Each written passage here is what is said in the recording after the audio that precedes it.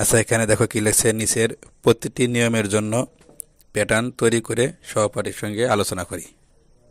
এখান থেকে ক নাম্বার কি আছে +6, খ নাম্বার আছে +3, গ নাম্বার আছে -3, ঘ নাম্বার আছে -4। অর্থাৎ +6 আছে এখানে, তার মানে হচ্ছে আমাদের এই প্রতিটা সংখ্যার সাথে 6 যোগ করে একটা প্যাটার্ন তৈরি করতে হবে। তাহলে আমরা কীভাবে তৈরি করবো দেখো, ক নাম্বারে যদি আমরা তৈরি করতে যাই তাহলে আমরা ক নাম্বার দিয়ে আগে আমরা এখানে প্রথম সংখ্যা কী লিখবো, আমরা যে কোনোটা লিখতে পারি, যেহেতু এখানে কোনো সংখ্যা দেওয়া নাই আমরা 1ও দিতে পারি 2ও দিতে পারি, তাহলে আমরা 1 দিয়ে শুরু করি। যদি প্রথমে আমরা 1 লিখি, তারপরে আমরা কি লিখবো, 1-এর সাথে 6 যোগ করলে কত হয় 7 লিখবো। এবারে সাথে সাথে 6 যোগ করলে কত হয় 13 লিখবো। এবার 13-এর সাথে 6 যোগ করলে কত হয় 19 লিখবো। এভাবে আমরা এই প্যাটার্নটা তৈরি করব। এরপর দেখো খ নাম্বারে কি লিখছে +3, অর্থাৎ 3 যোগ করে এটা প্যাটার্ন তৈরি করতে বলছে। তাহলে এখানে আমরা প্রথমে কি লিখবো, আমরা 1ও লিখতে পারি 2ও লিখতে পারি ইচ্ছা। তাহলে আমি প্রথমে 1 লিখি।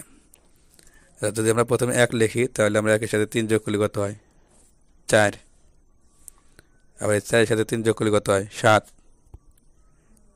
7-এর সাথে 3 যোগ করলে কত হয় 10। তাহলে আমরা এইভাবে প্যাটার্নটা তৈরি করব। এবার দেখো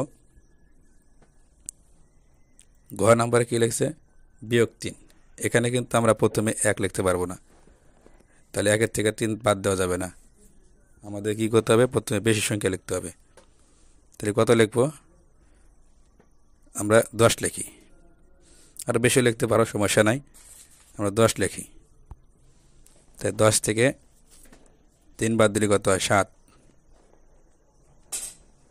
7 থেকে আবার 3 বিয়োগ করলে কত হয় 4, 4 থেকে আবার 3 বিয়োগ করলে কত হয় 1। আর এইভাবে এই প্যাটার্নটা তৈরি করতে হবে। এরপর দেখো -4, এখানে প্রথমে বেশি সংখ্যা লিখতে হবে। তাহলে আমরা কী লিখবো প্রথমে, আচ্ছা 12 লিখি, 12 থেকে 4 বাদ দিলে কত হয় 8, আবার 8 থেকে 4 বাদ দিলে কত হয় 4, আবার 4 থেকে 4 বাদ দিলে কত হয় 0। তাহলে এইভাবে আমরা প্যাটার্ন তৈরি করবো। যদি এরকম থাকে তাহলে এইভাবে প্যাটার্ন তৈরি করতে হবে।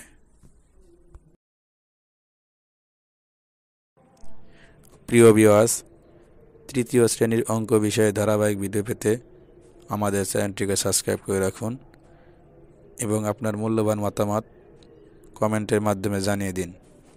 ধন্যবাদ।